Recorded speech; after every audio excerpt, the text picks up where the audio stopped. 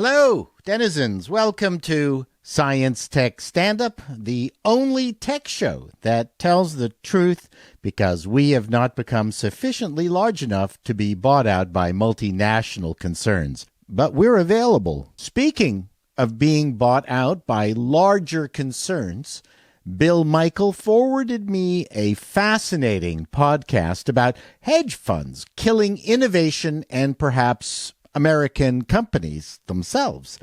Science Tech Stand-Up isn't CNBC, and I only have a marginally coherent grip on all this stock market stuff.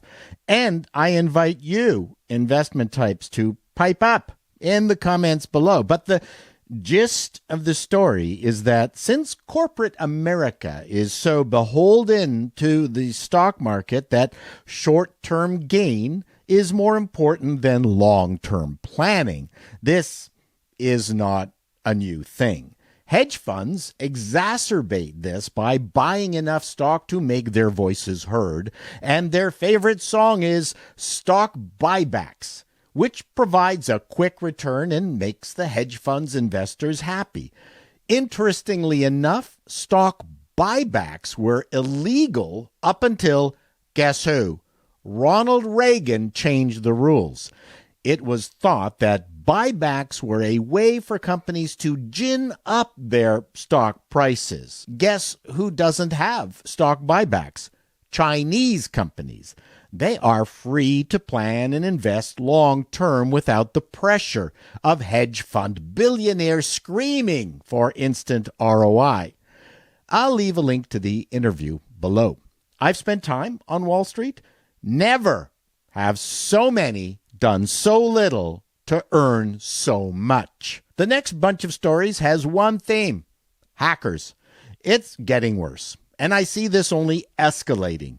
If you think email spam is bad, this is going to go nuclear. First up, of course, is the Colonial Pipeline ransomware hack.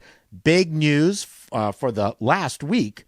This company supplies gasoline to almost the entire eastern seaboard of the United States. People are hoarding gas, packing 20 Tupperware containers filled with gasoline in the back of their O.J. Simpson vintage Ford Broncos. That does not sound like a good idea to me. I'm not going to get into the details, but didn't Colonial have a backup? Amazon Web Services will back up terabytes for just pennies. I have a QNAP NAS, Colonial. Call me. I'll set you up. I have 24 terabytes of storage, just right back there. I'll make sure you are backed up, and I'll even encrypt the data for you.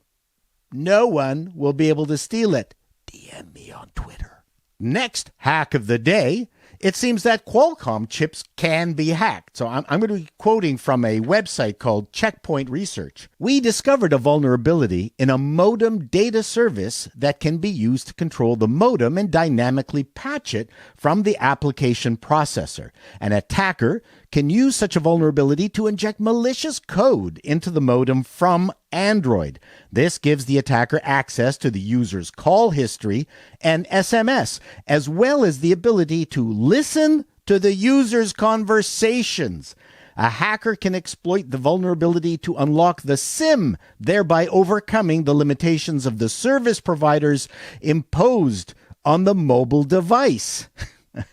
I hope you Android phone users feel better knowing this. And last up is probably the coolest, if one could call a hack cool. According to Futurism.com, hackers broke into a Tesla using a drone. A zero-click exploit let hackers partially control a nearby Tesla. I can see that becoming a common excuse when Tesla drivers are pulled over for dangerous driving. Hey, it was a drone. It hacked my car and made it swerve all over the road, officer. Security researchers were able to hijack a Tesla's touchscreen infotainment system, change driver settings like your chair and open doors and trunk, all the while forcing you to listen to repeat playbacks of Rihanna's Umbrella. They did this by hovering a drone that sent Wi-Fi signals to the car below.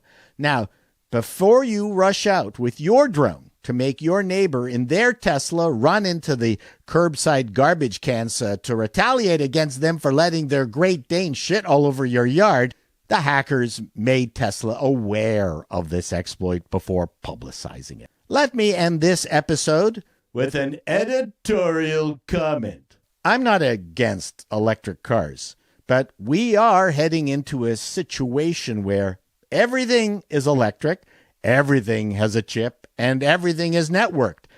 Everything is connected. Doesn't that scare you at all? The network is becoming our single point of failure. Wouldn't it be a bit more comforting to know that if the world was hacked, we could at the very least drive our petrol cars? Well, assuming the gas stations weren't hacked and the electricity kept working and pipelines weren't hacked and refineries. Okay, never mind. And yes, I totally understand that there will be massive traffic jams at disabled intersections because drivers have no frigging idea who goes first. Shouldn't it be mandatory that if you have multiple cars, then at least one of them should be a gasoline-powered car just ready for the apocalypse? We're heading for a dangerous precipice. At least Mad Max could rely on a working gasoline vehicle. If he had to wait 3 hours between charges, that would have made for a pretty crappy movie. Till next time, denizens, be seeing you.